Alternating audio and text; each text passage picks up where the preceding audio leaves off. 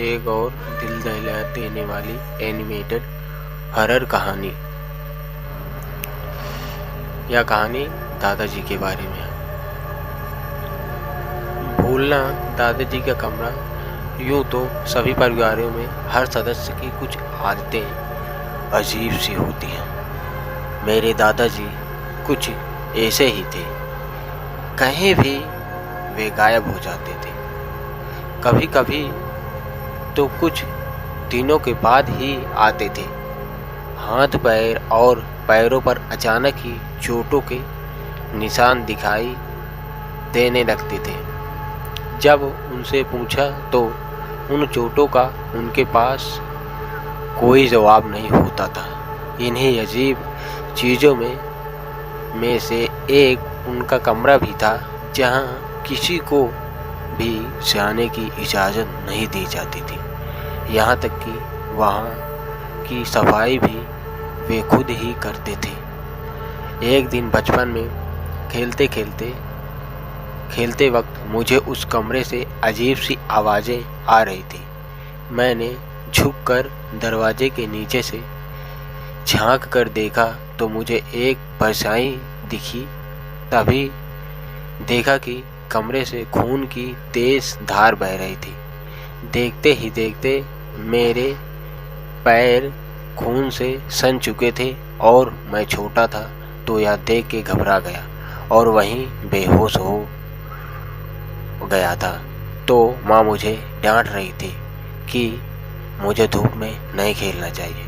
उनके हिसाब से मैं उसी की जगह से बेहोश हुआ था। मैंने जब उनको सच्चाई बताने की कोशिश की तो दादाजी ने मुझे झूठ ठहरा दिया। उसके बाद से मेरी और दादाजी में इतनी बातचीत नहीं हुई। पूरे दिन उस कमरे में ताला लगा रहता था और किसी को भी उसके आसपास भटकने की मंजूरी नहीं दी। कुछ साल बाद दादाजी चल बसे और हम भी अपना पुराना घर छोड़कर अब शहर वाले घर में चले गए थे। सब कुछ ठीक चल रहा था। शहर में भी पापा की जॉब काफ़ी अच्छी चल रही थी और मैं भी अब कॉलेज जाने लगा था। एक दिन ऐसा ही मैं घर पर बैठा अपना फ़ोन यूज़ कर रहा था।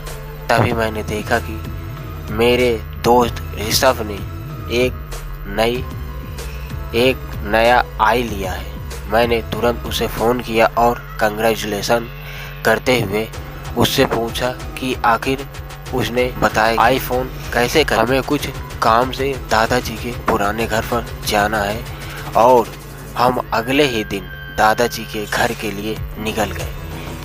करीब 10 साल बाद जब मैं उस घर में वापस आया तो मैंने देखा कि तब भी किसी के उस कमरे के पास जाने की हिम्मत नहीं हो रही थी। बचपन की जिज्ञासा के मारे मैंने हथौड़ी ली और उस कमरे पर ताला तोड़ दिया।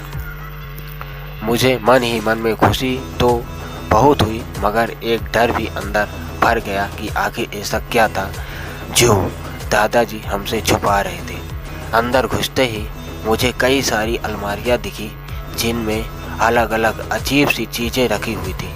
कई सारे कलश, कई लाल कपड़ों में बांधे तले, नीचे मिट्टी के बर्तन और ना जाने क्या क्या। कमरे के बीचों बीच दीवार पर एक बड़ी सी तस्वीर लगी थी।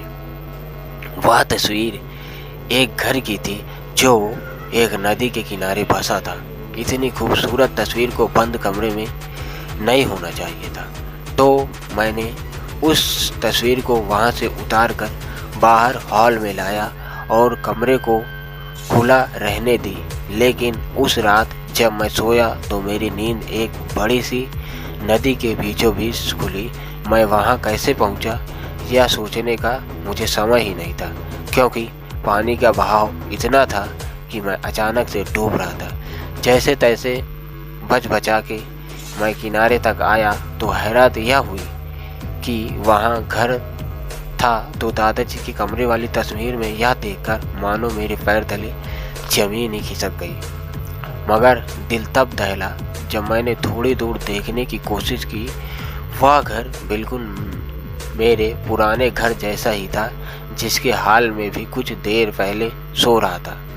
यह बस एक बुरे सपने के जैसा लग रहा था, जिसे तोड़ने के लिए मैंने अपने घर की तरफ भागा। जब मैं उस घर के नज़दीक पहुंचा तो एक गहरी सांस भरते हुए मैंने आंखें बंद कर ली, इस उम्मीद में कि शायद भयानक सपना खत्म हो जाएगा। लेकिन तभी किसी भारी चीज़ मुझ पर किसी ने हमला कर दिया। मैं ज़मीन पर गिर गया। जब मेरी आंखें खुली तो मैं घर के अंदर था। मैंने चारों ओर देखा तो कई सारे लैब्स झूमकर दिखाई दिए, जो जंग खाए कई सालों से बंद पड़े थे। ग्राउंड फ्लोर पर कोई और कमरा नहीं था, बस सामने की ओर सीढ़ियाँ, चारों ओर बस धूल और मकड़ी के जाले, जैसे कई सालों से किसी ने वहाँ पर पाँव ही नहीं रखा हो। मैंने सीढ़ियों की तरफ चलना शुरू किया तो धीरे धीरे से लाल सुर्ख खून से सीढ़ियों से नीचे बहता हुआ आ रहा था। कब वो खून मेरे पैरों के पास आ पहुंचा मुझे समझ ही नहीं आया। मेरा दिमाग और शरीर मानो जाम हो गए। मेरे दिमाग में बचपन का वही सब समय घूमने लगा जब दादाजी के बंद कमरे से खून बह रहा था। मुझे कुछ नहीं सूझा और मैं सीढ़ियों से ऊपर भाग गया।